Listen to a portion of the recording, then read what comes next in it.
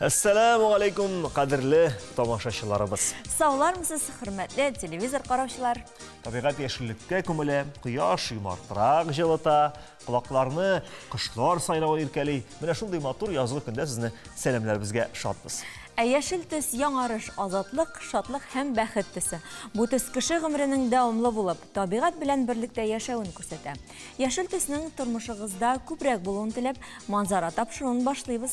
Sizin icad türkümü hem biz alıb barışlar. Edile Səfərova bilen Ayva Sadırov selamli. Bugün biz kıyma hazırlarız. Kobaktan, onun için bizge un, yumurta, olma, atlanmay hem süt gerek bulacak. Sarman yağı zengər taular, мәңгі сайрар сандуғашлар, yeşil bulun altın qırlar, жанға жылы берген жырлар. Biz bugün Sarman rayonunda qonaqta. Жер шарында алманың 10 мыңнан артық сорты барлығы белгілі. Һәм аларның һәр кайсы үзенчә бик файдалы. Sandуғашлары қунып, Qayda sayrıy, sarmanı boylarında, Direkte şul, sarmanı boylarında, Direkte. Maşallah, bıyılğı yaz bigrek ilhamlandırған Ayvasının yuqqağına көңілінде әлігі жер yolları келмеді. Sarman yaqlarına yol alırız. Devam edin. Сиңа булғаны яшілік.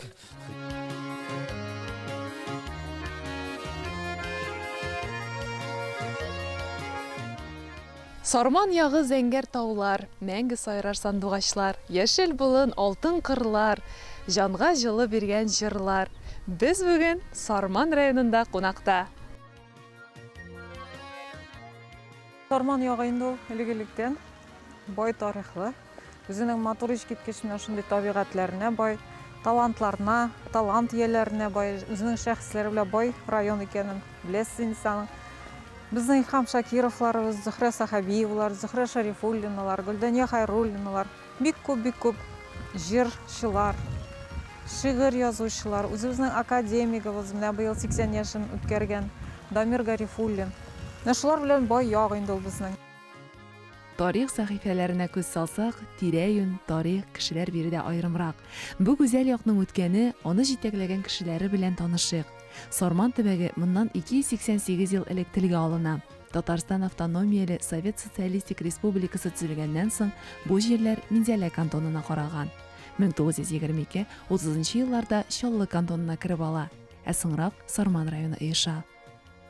Алабуга кантоны Uyuşturu bölüge жетекчиси Әминов Зариф Карим улы белгиләнә. Менә документлар буенча ул вакытта безнең районда төзелгән мәлләрендә инде 87 коммунист булган. Һәм менә шушы коммунистлар шушы районны җитәкләп жетекче урыннарга куелганнар инде алар, һәм менә шушы эшне алып барганнар. 1930 елларда колхозлашу чорлары була. Иң беренче елларда 95 колхоз төзелә бирде. Сарманны Минзәлә елгасы икегә аерып тора. Бер ягында бер колхоз, икенче ягында икенче колхоз эшләп китә. Билгеле булганча инде Сарман районы ул бер вакытта да инде гына авыл булмаган, ул һәр вакыт үзәк булган. Менә ул Әлмәт Мулла волостьлары булган вакытта да ул үзәк булган. Район кантон оешканнарында үзәк булган ул һәм шул вакытта менә шу район үз оешканнан соң да безнең Сарман үзәк булып калган. Ләкин теге территориаль бүленеш буенча байтак кына җирләребезне без элеккеге Ворошилов районы белән бүлешкәнбез. Булган вакытлар безне Мөслим белән кушып куйганнар. Ул вакытта да безнең Сарман үзәк булып калган. Үзәктә булган, тырышта булган, үзенекен бирмәгән, читенкенә кагылмаган. Басу кырларда икмәк үстереп, җир астыннан кара алтын чыгарган. Биредәге халык үзе саклап килгән байлыгы белән горурлана. Узак еллар эшләгән, халык хуҗалыгына хезмәт иткән Сарман оешмалары моңа дәлил булып тора. Элекке ныклыгын югалтмаган, бүгенгесен саклаган як үз геройлары белән дан тота. Башкарма комитет каршында фонтанлы парк эшләнелгән. Әлеге агачлык Әнвәр Махмутович Заляков исемен йөртә. Биредә ул 1995-тән 1999 елга кадәр җитәкчелек итә. Аның истәлегенә барлев урнаштырганнар.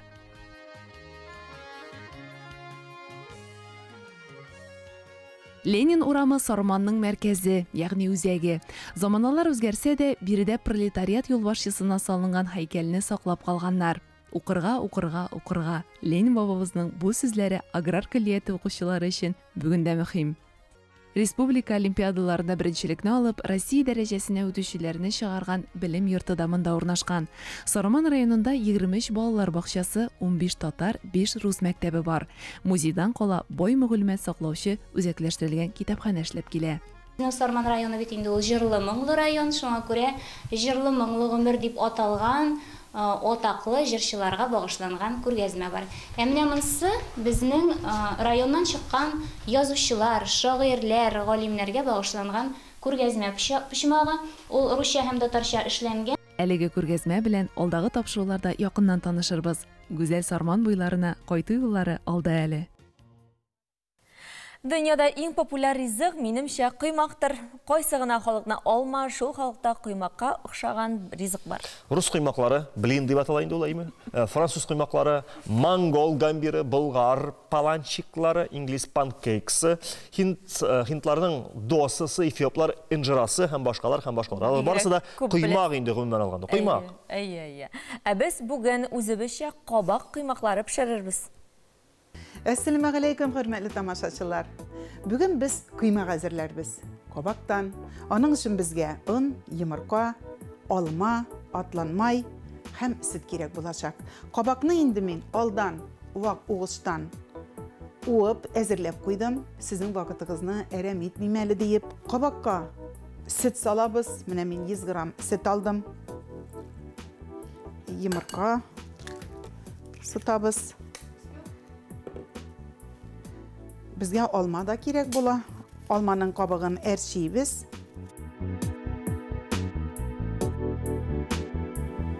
Алманы ире угыштан уабыз.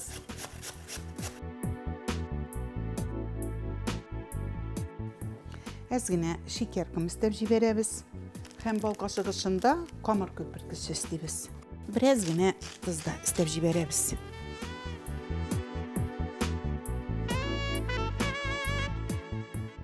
Bir iki kaşık un istəyimiz.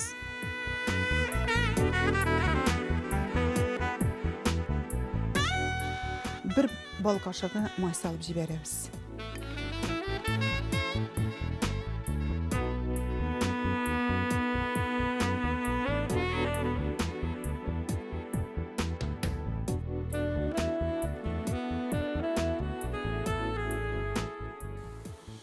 Kağız salfetkaga tizəbiz, artıq mayları sіңсін üçün.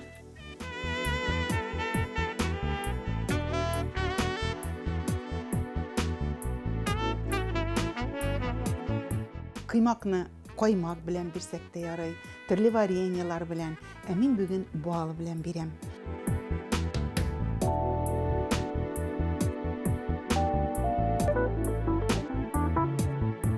Aşlarınız təmli bulsun. Allaha Teala sizge isenlikler verip, şunday təmli riziklar aşap yaşarga nasip bulsun. Min sizni barıgızını da bir yaratam.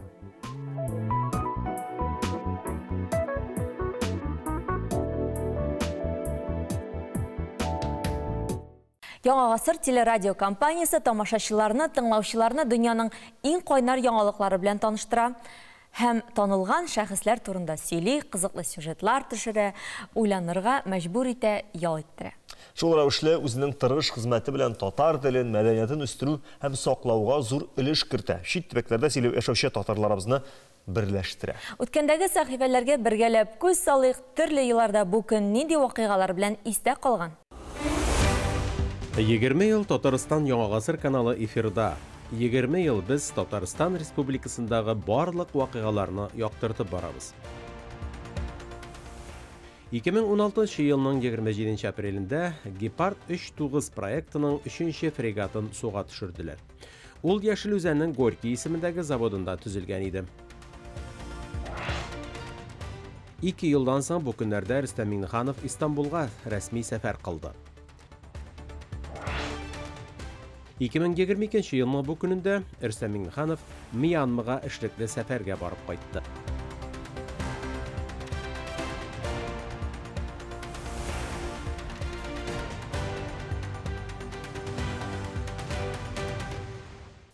24-26 апрель көннәрендә Казанда Бөтен дөнья татар хатын-кызларының 3-нче съезды узды.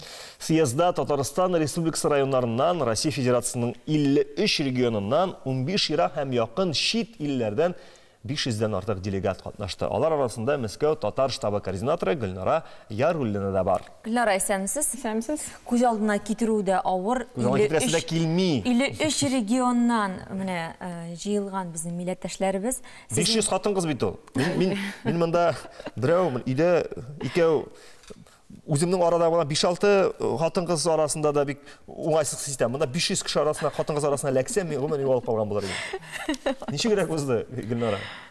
Бик кызык программасы. Һәр көнне безнең яңа җирләргә алып баралар. Менә мин үзем өчен, мин үзем Казаннан булсам да, яңа культурный центр үзем өчен алып ачтым. Ул Сәйдәш дигән Ершова. Анда алып бардылар. Анда бик матур. Анда булганым юк. Минемчә, бу чара инде ул безнең өчен бик гомумән илһамландыргыч. Шуңа күрә без киләбез дә инде бу чараларга. Бик күп матур хатыннар, алар бөтенсе бик актив, алар белән танышабыз, аралашабыз.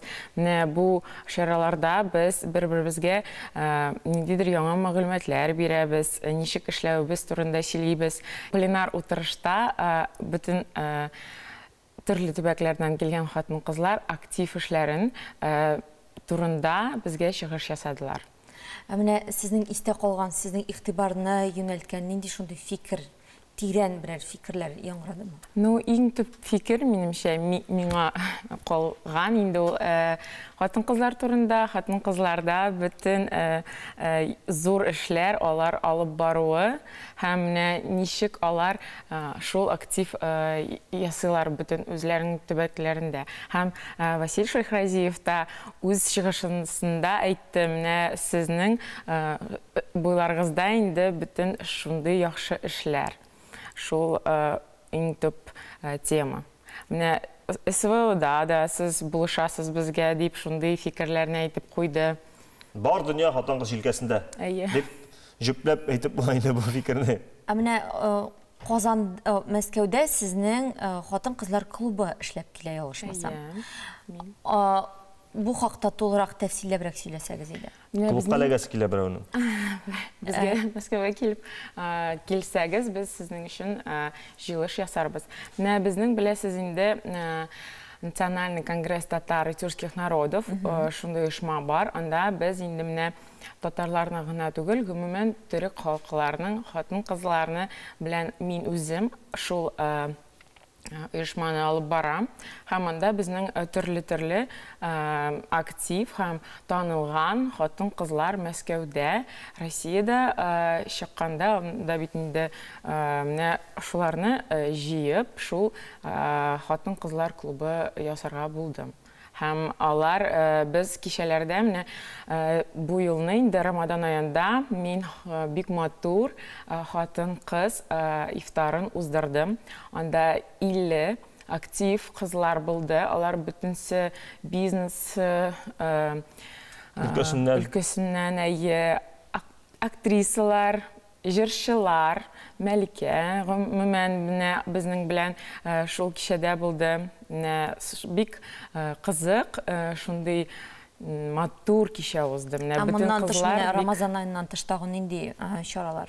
Бу клубның да бик эше бик күп һәм без аралашабыз бер-беребез белән. Анда бит актив хатыннар Госдумада эшләгән, алар да бик күп благотворительный проектларда эшлиләр. Без шулай ук мин үзебез аралашканда яңа проектлар чыга. Шуңа күрә бу проектта безнең өчен бик мөһим. Һәм менә бу съездда иң истә калганнары нәрсә булды, Гөлнара? Ярминка матур. Бу изүне дә шунда алдыгыз сез? Бу матур изүне дә шуннан алдым. Һәм яңа әлбәттә яңа кешеләр белән танышу, аралашу һәм бу актив кызларына сокланып карап, бездә күп эшләр эшләсе килә. Сине тагын күрергә шат булырбыз шушы күркәм студияда. Оқытушы һәм ұстаз йылына бағышланған сәхифәбізні дәвам етігәлі. Бүгін студиябыз қонағы Қазан шәһәрінің авиатүзіліш районы 33-ші мәктәбі татар тілі һәм әдәбият оқытушысы Хәмзия Хыснетдинова. Хәмзия ханым, исәнмісіз? Исәнмісіз, хәйрлі көннәр. Біріншіден исемігіздің күркәмлеген, сирәклеген белгілеп өтәсе келе. Менің әлі Хәмзия исемлі кішілеріне күргенім ұшыратқаным жоқ. Бұл әлбәттә инде кешенең тормышына да йогынты ясый дип саныйм мин. Кешенең исеме сирәк булса, з хәрефе керсә, яңгырап турса, мәгънәсе ягыннан нәрсәне аңлата ул? Хәмзия. Хәмзия Хәмдиянең бер төрләнүедер дип уйлыйм. Нәрсә аңлатканын алай караганым да юк. Алай кызыксынганыгыз юк. Алай кызыксынганым да юк. Күбрәк минем исемемнең дә, фамилиянең дә, отчествоның да хыга башлануы кызыксындыра балаларны. Сезне укучыларыгыз кем дип йөртәләр? Төрлечә йөртәләр. Отчество буенча сөрмәй. Кем дип йөрсәләр дигәчтен мәктәптә гадәттә яратмаган укытучыларны кушаматлар тагалар. Шуны сөйлисем әле дип тора. Аның яратканына да тагалар, яратмаганына да табалар. Алар бит балалар, аларга шундый әйберләр хас. Хас шуклык әйбер. Әйе, шуклык хас. Минем үземә Хәмзия Хәмбеловна дип дәшәләр. Ничек отчествогыз? Хәмбеловна. Хәмбеловна. Мин Хәмбелович, сез Хәмбеловна. Менә шунда булган икән күңел тартуы әле юк. Яхшы, безнең тапшыруга килүнең төп сәбәбе әлбәттә менә шушы остазлар елына багышланган әңгәмә, Әдиләнең яраткан сорау, шул сораудан башлыйк әле Әдилә. Әйе, ни өчен нәкъ менә укытучылык һөнәрен сайларга булдыгыз? Укытучы һөнәрен бала чактан ук, әйе, хыялланып, уйнап, һәм инде үзебезнең укытучыларыбызга карап, бигрәк тә миңа бу һөнәрне сайларга үземнең сыйныф җитәкчем Әсфирә апа булышкандыр дип уйлыйм. Аннары соң рус телен һәм әдәбиятын укыта иде безнең Кәүсәрия апа. Мин аларның һөнәрләренә, аларның шәхес буларак аларга карап, хыялланып, башлангыч сыйныфлардан ук хыяллана идем укытучы булырга һәм әлбәттә булдым. Бу остазларыгыз сезнең хәзер исәнме әле? Әйе, исәннәр, ләкин алар инде бит картлар. Кайсы мәктәп турында сүз бара? Ямаширмә урта мәктәбе Биектау турында. районы. Биектау районы. Сәлам җиткереп калабыз аларга. Сез хәзер Казан мәктәбендә татар теле һәм әдәбиятын укытасыз. Шул сорау миндә, гомумән ул сорау мине кызыксындыра. Бүгенге көндә шәһәр баласы, Казан баласы менә бу фәннәргә ничек карый, ничек кабул итә? Чөнки миндә бер кадәр скептик фикер дә бар. Ничектер шәһәр баласын татар теленә, әдәбиятына күндерү авыррак кебек. Мин Казан шәһәрендә эшләдем 2 мәктәптә. Ул 20-нче мәктәп Мәскәү районында һәм менә 33-нче гимназиядә инде хәзер 15 ел эшлим. Әлбәттә чагыштыру бар бит инде ул укытучылар арасында. Безнең гимназиядә мөхит шундый, татар мөхите дип әйтсәм дә була. Чөнки анда менә ул билингваль телләрне тирән өйрәнү, инглиз телен, француз телен без тирән өйрәнү гимназиясе булып саналабыз. Ләкин безнең мәктәптә бик нык татар теленә шундый игътибармы? Игътибар зур, без бик күп чаралар үткәрәбез. Хәтта бер-беребез арасында татарча сөйләшеп, менә шулай йөрибез. Рус кешесеме, татар кешесеме, бездә менә шундый дәрәҗәгә куелган ул. Хәмзия ханым, белүебезчә, сез әле Сәлам проектының авторларының берсе.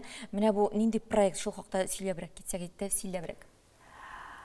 Сәлам, мин уйлыйм, бу шул кадәрле кирәкле вакытында килеп чыккан проект дип. Бу рус теле балалар өчен. Әйе, рус теле балалар өчен инновацион проект булып торган инде ул хәзер. Бәлки иртәрәк тә чыгарга кирәк булгандыр. Ләкин менә шулай килеп чыкты, вакытында чыкты. Хәзерге вакытта безнең Сәлам дәреслегебез бар. Бу интерактив, балаларны аралашуга юнәлтелгән. Аннары аның төзелеше бөтенләй яңача. Безнең анда креатив шундый яшьләребез эшли, алар яңалыкларны анда керттеләр. Шуңа күрә бу методик яктан да бөтен булган. Минем өчен хәзерге вакытта әлбәттә бик тә яхшы дәрәҗәдә көрсетілген сәлем дәреслігі деп санаймын. Қазіргі вақытта енді біздің электрон қосымшасы 9-шы сыныфқа қадар берілген, 1-9-ға қадар. Һәм 10-11-ші сыныфлар үстінде міне іш тігәлленіп бара қазіргі вақытта. Келген вақытта ол дәрісліктен, оқытушы китабынан, іш дәфтәрінен, видеоматериаллардан, һәм шулай ук жырлардан, интерактив ойыннардан тора оқытушылар аның белән таныш. Хәзерге вакытта бик күп сорыйлар. Ничек булай инде спросом пользуется дип әйтсәм инде, бигрәк тә чит өлкәләрдә яшәгән безнең кешеләребез, татарларыбыз бу дәреслек белән бик тә кызыксыналар. Бик зур рәхмәт. Бик зур рәхмәт җавабыгыз өчен һәм гомумән шушы әңгәмә өчен. Бүлмә гөлләрен барыбыз да ярата, ә менә барыбыз да үстерә беләме икән? Белгечләр аларны 4 төрле төркемгә бүлеп үстерергә кирәк ди: күләгә, яктылык һәм кояш яратучы гөлләр. Үсемлекләр телен белмәүчеләр тәрәзә төбен сайлаганда ялгышлыклар җибәрә дә инде. Ә менә шифлер дигән гөл нинди тәрәзә төбен үз итә икән? Шифлер гөле яктылыкны ярата. Шуңа күрә аны көньяк, көнбатыш яки көнчыгыш тәрәзә төпләренә утыртырга киңәш ителә. Ләкин кояш нурлары туры төшкән вакытта гөлне сакларга кирәк. Әгәр сезгә инде шактый үскән зур гөл туры килә икән, аны көньяк тәрәзә төбенә куегыз. Яктылык әз булган фатирларда гөлнең чуар яфраклы сортларын үстермәүгез хәерле. Чөнки алар яктылыкны күбрәк таләп итә. Шуңа күрә яшелен сайлагыз. Җәй айларында әлеге гөл урамга саф һавага чыгарып куйганны ярата.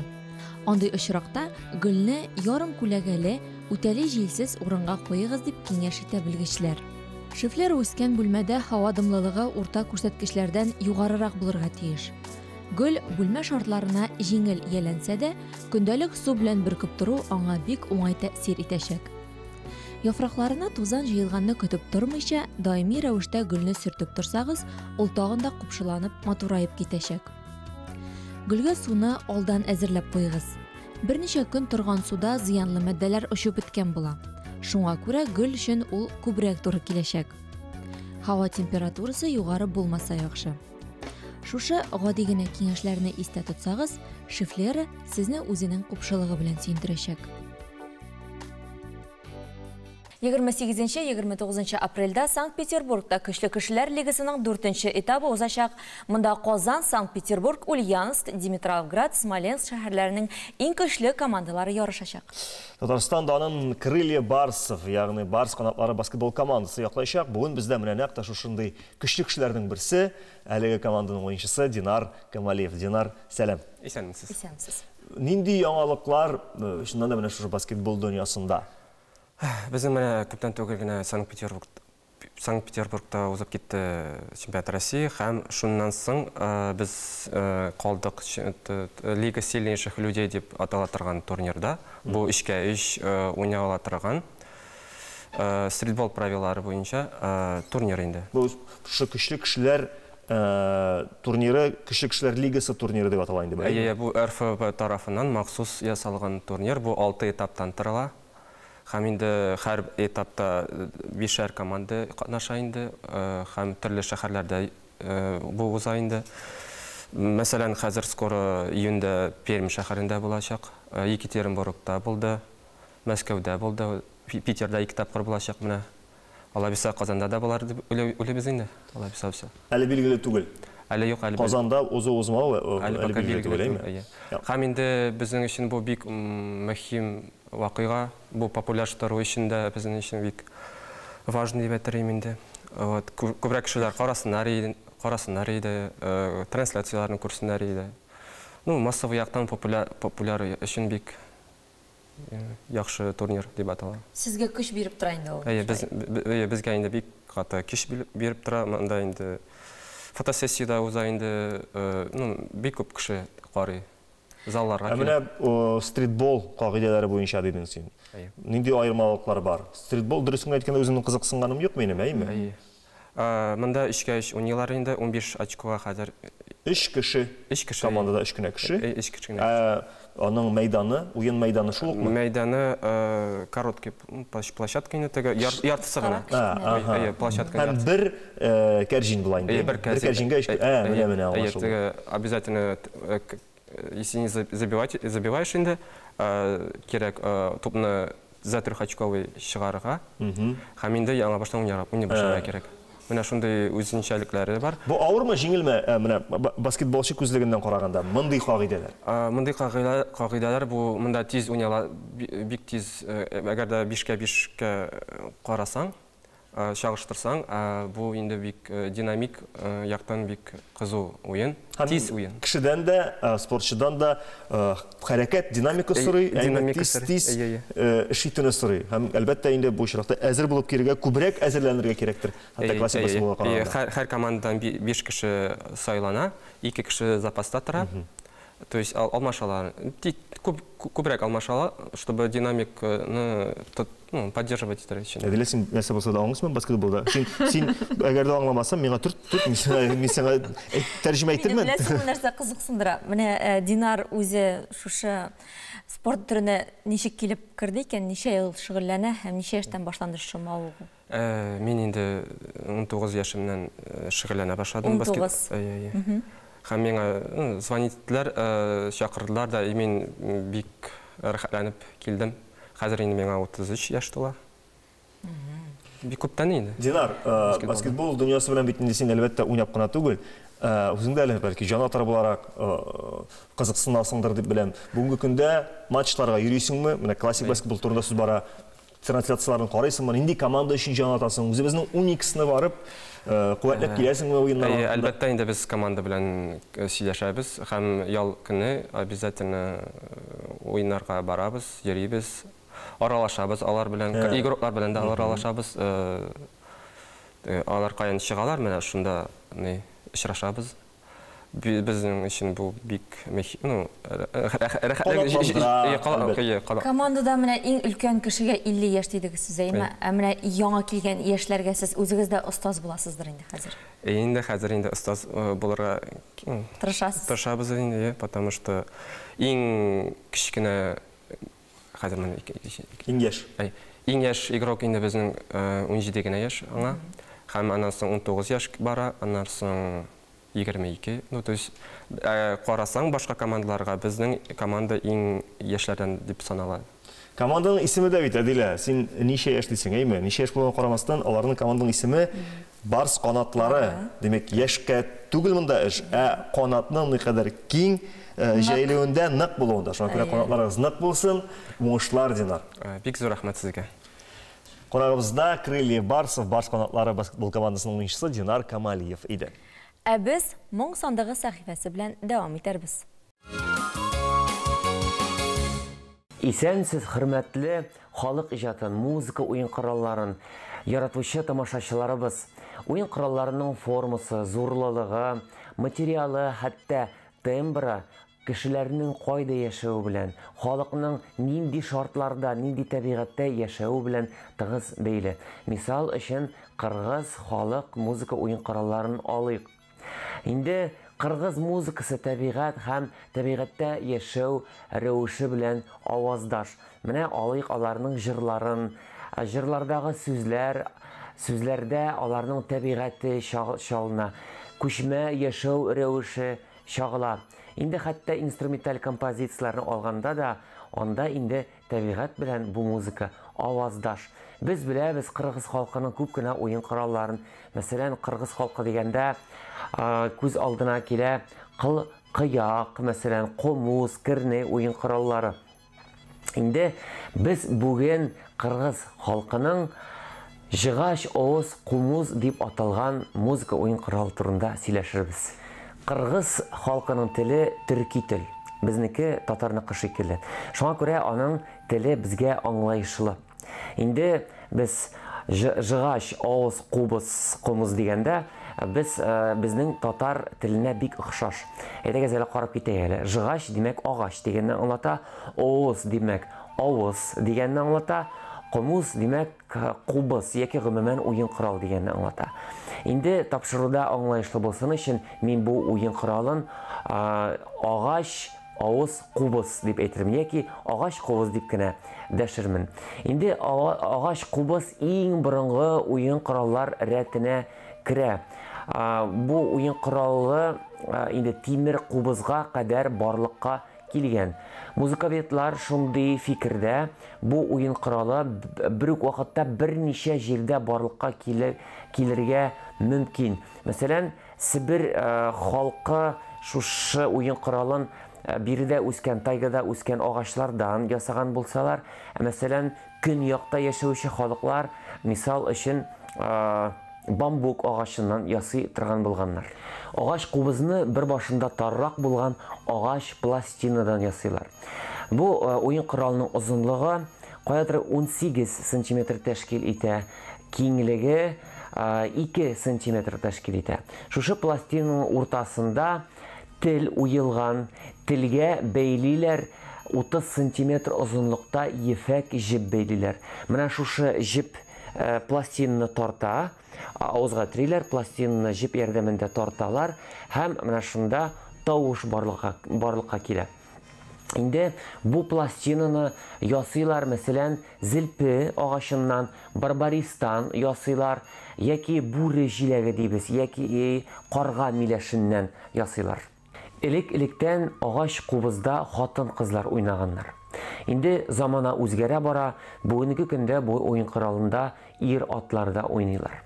Әгәр без тимер кубыз белән чагыштырабыз икән, тимер кубызның теле йомшаграк, сыгыла, шуңа күрә аның тавышы да озакка тирбәлеп тора. Агач кубызның теле каты, бөгелми, сыгылмый, шуңа күрә аның тавышы кыска-кыска гына бирелеп ала. Инде электән үк бу уен коралында бурдон тавышы ярдәмендә төрле табигать тавышын тасвирлаганнар. Инде бүгенге көндә шушы уен коралында ялгыз музыкантларына түгел, музыкантлар берничә музыкант төрле коллективларда, ансамбльләрдә берничә музыкант уйный. Инде хәзер сүздән музыкага күчик.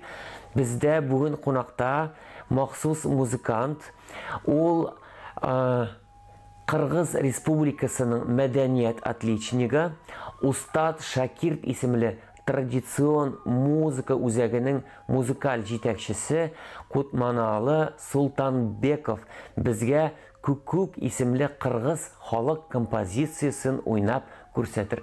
Әйдәгез әле бергәләп тыңлыйк.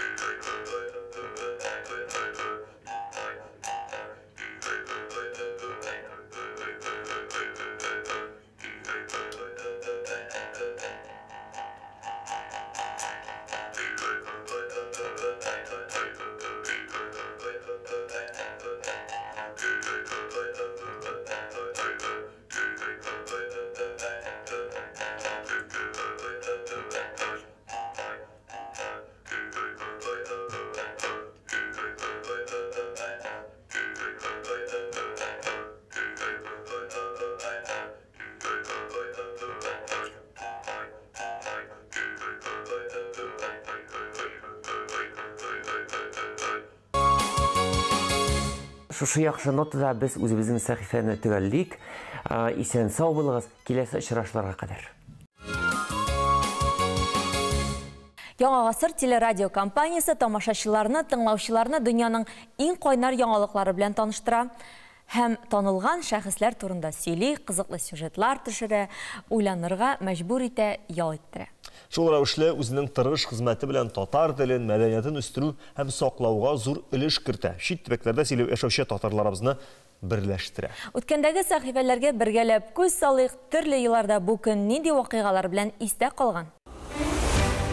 20 ел Татарстан Яңа гасыр каналы эфирда. 20 ел без Татарстан Республикасындагы барлык вакыйгаларны яктыртып барабыз. 2016 елның 27 апрелендә Гепард 3-9 проектының 3-нче фрегатын суга төшерделәр. Ул Яшел Үзәннең Горький исемендәге заводында төзелгән иде. 2 елдан соң бу көннәрдә Рөстәм Миңнеханов Истанбулга рәсми сәфәр кылды. 2022 елның бу көнендә Рөстәм Миңнеханов Мьянмага эшлекле сәфәргә барып кайтты.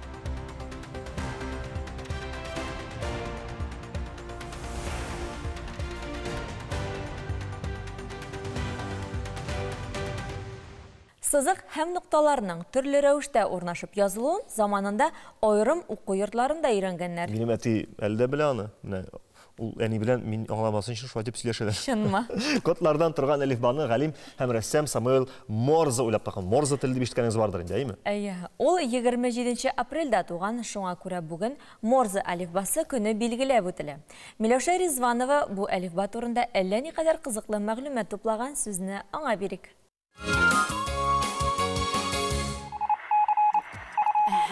Иштәсезме? Сезнеңчә бу нәрсә тавышы? Дөрес.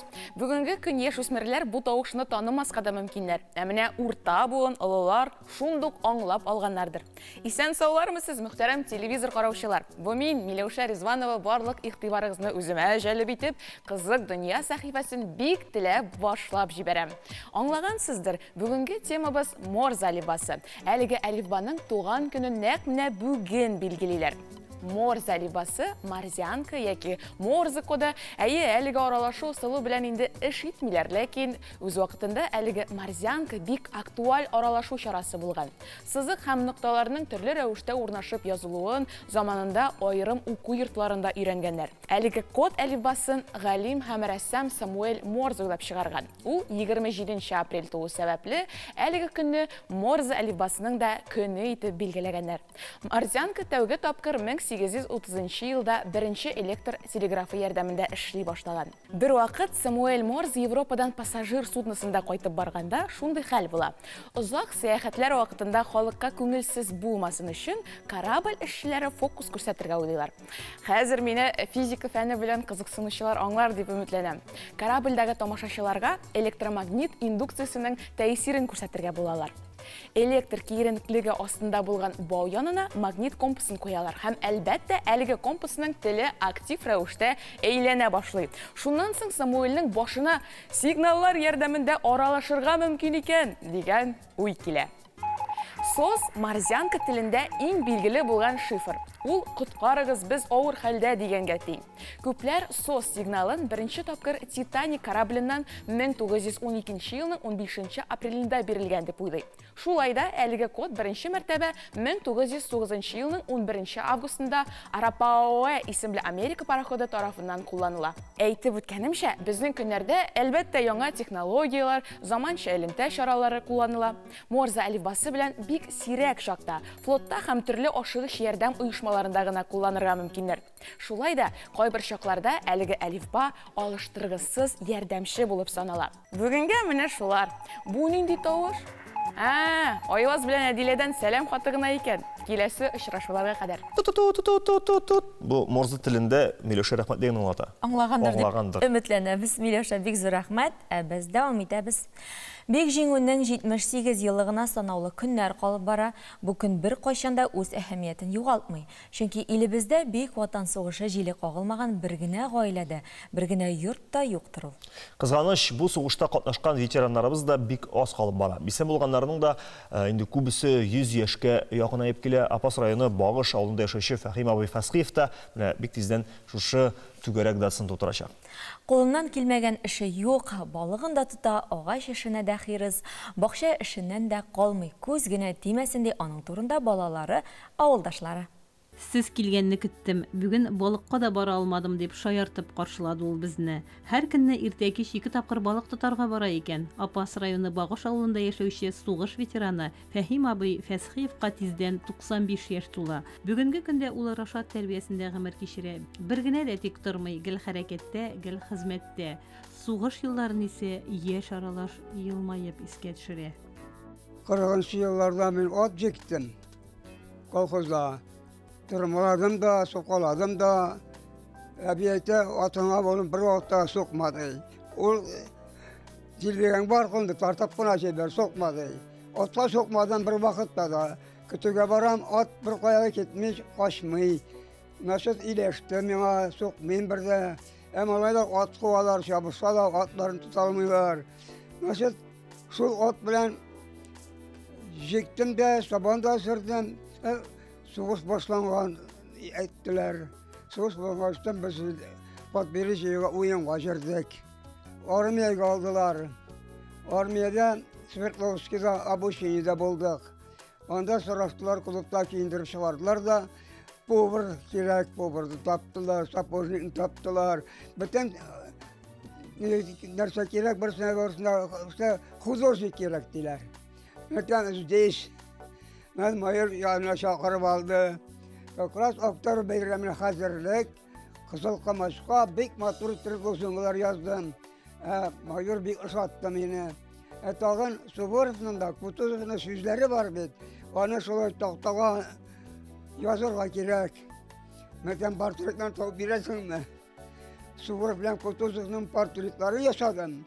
Onların sözlerini yazıp çıkıyor, kapıya koydular. Bütün poluktan bir de koyulup koyarlar şöyle ettirim. Soğuşta Pskov'ta bulduk.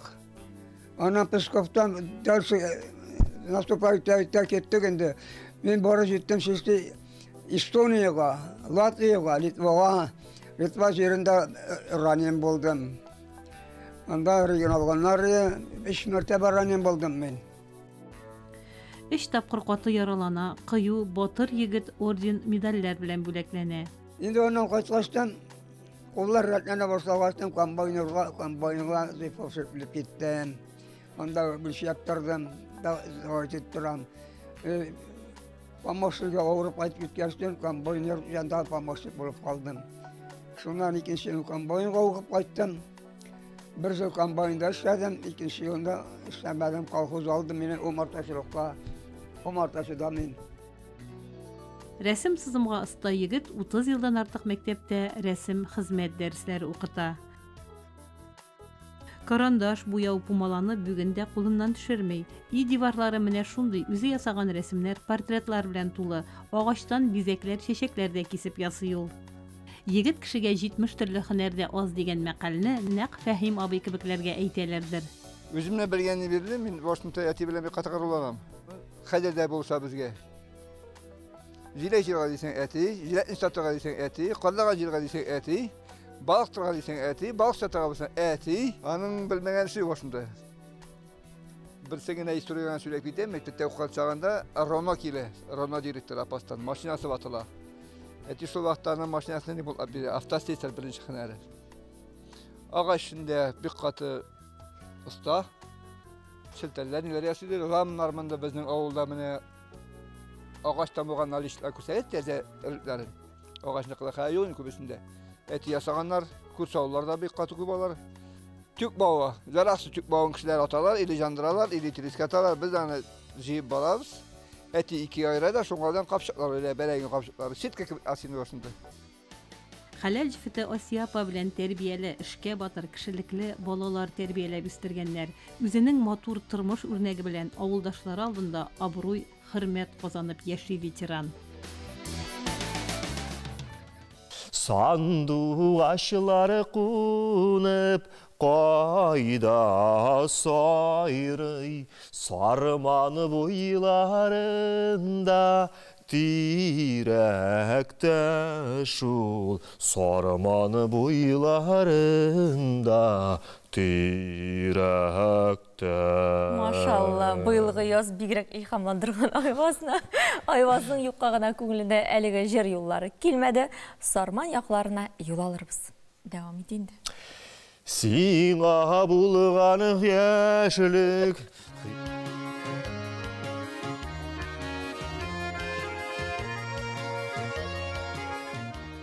Sarman yağı zəngər taulар, мәңгі сайрар сандуғачлар, яшел бұлын алтын қырлар, жанға жылы берген жырлар. Біз бүгін Sarman районында қонақта.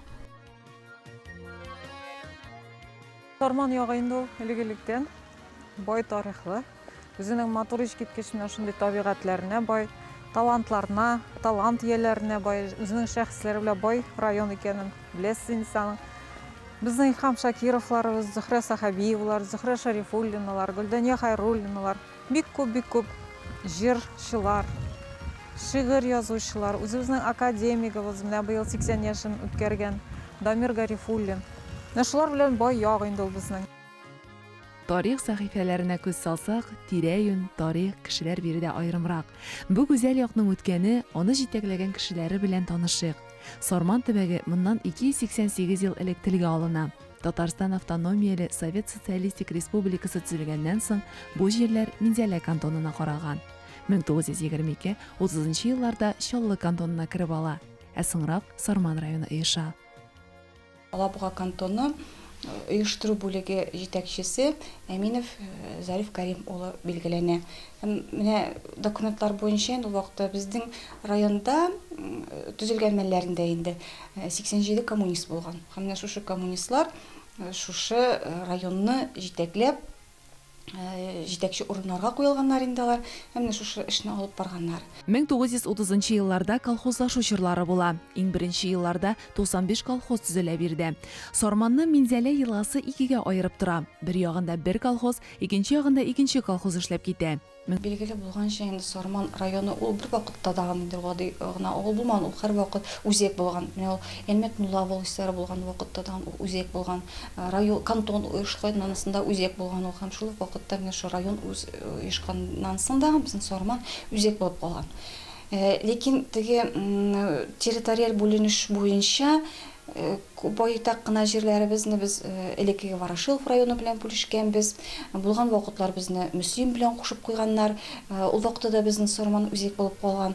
Үзәктә булган, тырышта булган, үзенекен бирмәгән, читенкенә кагылмаган. Басу кырларда икмәк үстереп, җир астыннан кара алтын чыгарган. Биредәге халык үзе саклап килгән байлыгы белән горурлана. Озак еллар эшләгән, халык хуҗалыгына хезмәт иткән Сарман оешмалары моңа дәлил булып тора. Элекке ныклыгын югалтмаган, бүгенгесен саклаган як үз геройлары белән дан тота. Башкарма комитет каршында фонтанлы парк эшләнелгән. Әлеге агачлык Әнвәр Махмутович Заляков исемен йөртә. Биредә ул 1995-тән 1999 елга кадәр җитәкчелек итә. Аның истәлегенә барельеф урнаштырганнар.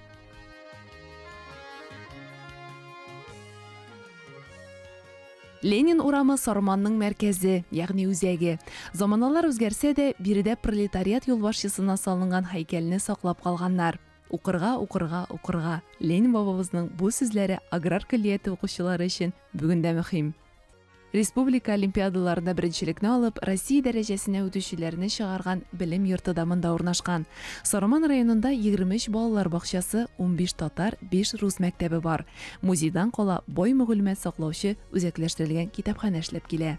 Сарман районы бит инде ул җырлы моңлы район, шуңа күрә җырлы моңлы гомер дип аталган атаклы җырчыларга багышланган күргәзмә бар. Менә монысы безнең районнан чыккан язучылар, шагыйрьләр, галимнәргә багышланган күргәзмә почмагы. Ул русча һәм татарча эшләнгән. Әлеге күргәзмә белән алдагы тапшыруларда якыннан танышырбыз. Гүзәл Сарман буйларына кайту юллары алда әле.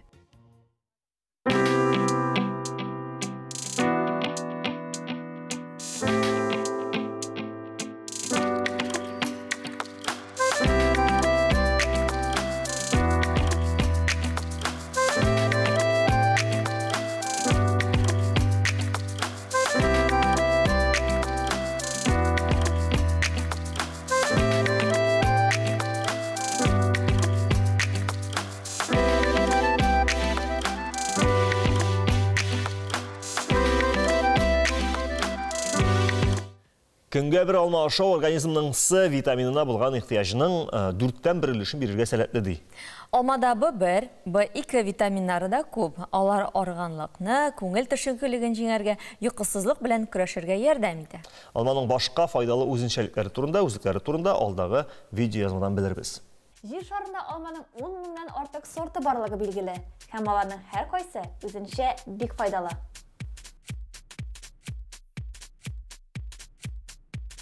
Алма 90% судан тора. Аның кабыгы да, ырылыгы да файдалы. Алма клетчатка һәм органик кислоталарга бай. Шулай ук анарда калий, фосфор, магний, натрий, сера, алюминий, бор, ванадий, тимер, йод, бакыр, молибден, никель, фтор, хром һәм цинк бар. Алмада А витамины әфрисунга караганда 50%-ка күбрәк. B1, B3, PP, C витаминнары да алма составына кергән. Кабыгында флавоноид, әтешендә 15%-ка якын май бар. Яңа гына эзелгән алмада файдалы матдәләр күбрәк. Озаграк торган сайын алмадагы кайбер витаминнар юкка чыга. Белгечләр кибеттән сатып алганда алманың кичкенәрәген сайларга, зур һәм ялтырап торганына кызыкмаска киңәш итә. Алар төрле химик матдәләр белән үстерелгән һәм балавыз белән эшкәртелгән булырга мөмкин. Яшел алма иң файдалысы дип санала. Анарда булган күзәнәкләр организмда озак таркала. Шуңа да анардан соң ашыйсы килү теләге тиз генә тумый. Әшкелтем алмалар иммунитетны да күтәрә. Алманың хәтта яфрагы да файдалы. Анарда С витамины бик күп. Алма яфрагынан чәй дә пешерәләр. Мондый чәй тын юлларын ача, сулыш юллары авырулары булганда файдалы. Алма составына кергән кислоталар эч кабаруны бетерә, ишәкләрне чиз тарта. Йөкле хатын-кызларга токсикоз вакытында әшкелтем алма ашарга кушалар. Фәнни яктан алманың ишәк һәм бөерләрдә яман шиш авыруларына каршы тора алуы да дәлилләнгән. Күбрәк ашап җибәргән очракта ашказанына авырга килмәсен өчен 1-2 кисәк алма ашап җибәрегез. Алманың файдалы яклары күп булса да, аны чама белән ашарга кирәк. Гастрит яки язва авырулары булганда бигрәк тә. Шулай ук алма тешенә килсәк, аны көненә 5-6дан артык ашарга кушмыйлар.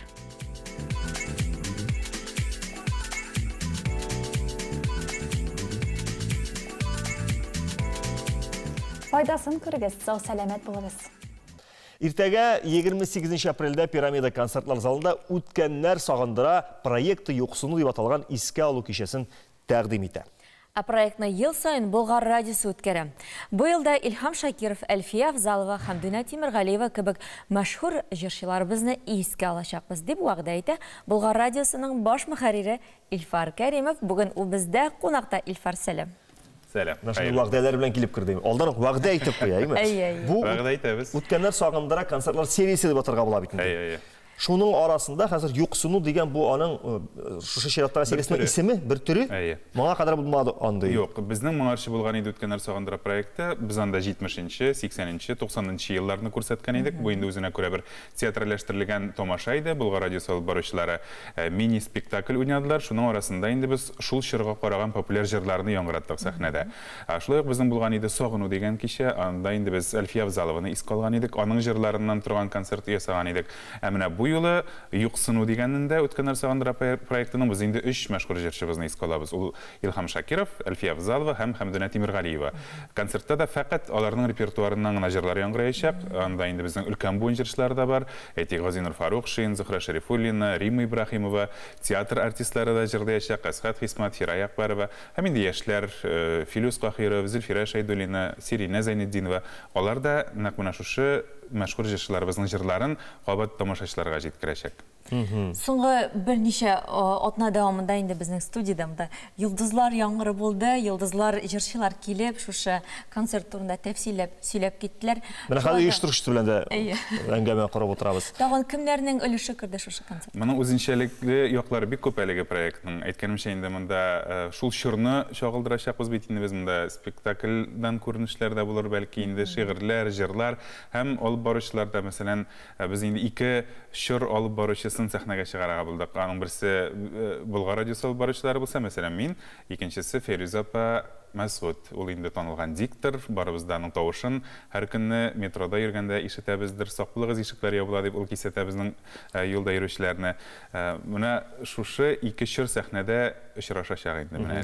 Күрдеңме, Исал үзен яшь итеп әле дә әлегә Аллаһга шөкер. Күрсәтәсе тыясы тәкъдим итәсе килә. Илфар. Син каршы киләсеңме? Юк, киресенчә, мөмкин булган кадәр яшьлекне сакларга кирәк. Илфар, шундый сорау, оештыручы буларак, әлбәттә, менә шушы тыңгысыз чорда, күңел тынычсызлыгы биләгән чорда, менә мондый концертлар кирәклеге тагы да аңлашыладыр. Чөнки концерт аша кеше үзенең менә рәхәт чагына кайтып килә. Үзли ниндидер, бәлки табылмаган сорауларга җавабын. Менә син ничек бәялисең, нинди хис эзләп яки нинди хис артыннан килә тамашачы шушы концертка? Безнең менә бу концертның, бу проектның шигары да якыннарыңа хисләр бүләк итәсең килсә, үткәннәр сагындыра концертына килдибез без. Дөрестән дә, моның төп нигезе, максаты менә шушы килгән тамашачыларга хисләр бүләк итү, ностальгия хисеме, сагыну хисеме. Алар инде менә шушы җырларны ишетеп, кемдер бала чагына кайтыр, кемдер яшьлегенә кайтыр, кемдер беренче мәхәббәтен искә төшерер, шулай бит.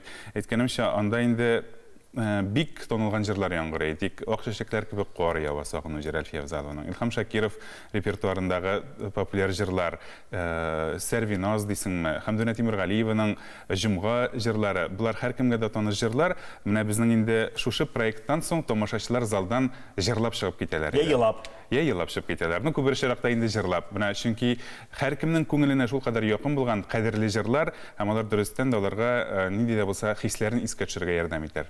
Быел аның формасы нейди? Менә спектакльләштерелгән дигән иде. Быел бу инде классик концерт форматында узачак. Моңарчы инде без менә театрләштерелгән формада үткәргән булсак, быел инде күбрәк бу классик концертны хәтерләтәчәк. Шигырьләр белән, классик алып бару белән, һәм инде шушы җырлар белән алабыз. Сез янәдән шундый проектлар уйлап табасыз, ә менә җәйге айларга тамашачылардан ниләр көтә икән? Проектлар безнең бик күп, Алла бирсә инде аларны тормышка ашырып булсын иде. Соңгы елларда бит инде я пандемия, я нәрсә дигәндәй, безнең җәй көне гадәттә Казан Сабан туенда без тамашачыларны җәйдек берәр мәйданда, ул Дәрвишләр бистәсеме, Тынычлык бистәсеме. Шулай гали безнең җәйге Open Air дигән проект бар иде. Кызганча ул безнең менә бер генә тапкыр узды. Горький Әмәт паркында, анда инде безнең 20 меңгә якын тамашачыбыз, тыңлаучыбыз җыелган иде. Менә безнең киләчәктә әлеге проектларны кабат торгызып, кабат радио тыңлаучыларыбызга тәкъдим итәсе килә. Менә ничек булыр, Алла бирсә, планда бар аларда. Шулай инде елдагыча без җәй көне велоэстафетага кузгалабыз Казан-Болгар маршруты буенча. Ансын да быелга планлаштырдык. Кыскасы, күзәтеп барсыннар социаль челтәрләрдә һәм Болгар радиосы сайтында әле менә яңа гына безнең Җырла милләт, Җырла республика дигән бәйге башланып китте. Әлеге бәйге кысаларында инде безгә хәвәскәр җырчылар аудиоларын яздырып җибәрәләр һәм без атна саен бер җиңүчене билгелибез. Ә инде Сабан туе алдыннан 1 июнь көнне бар тик бер батырны билгеләп, җыр батырын билгеләп, шул җырчы яшәгән җирлектә Сабан туйга кайтып без тәкә тапшырачакбыз бүләккә. Бик зур рәхмәт, Илфар.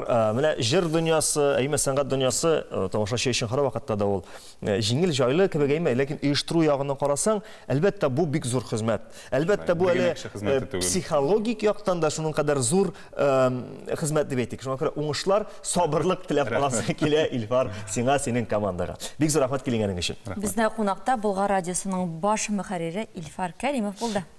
Кояшка шатланып, җилне сөйнеп, яңгырына шөкер итеп яшигәле. Шул вакытта тормышың бәхетле, мизгелләргә бай, эшең уңышлы, ә гаиләң дус тату булыр. Без сезгә уңышлы эш көне, яхшы кәеф теләп, сау булашып калабыз.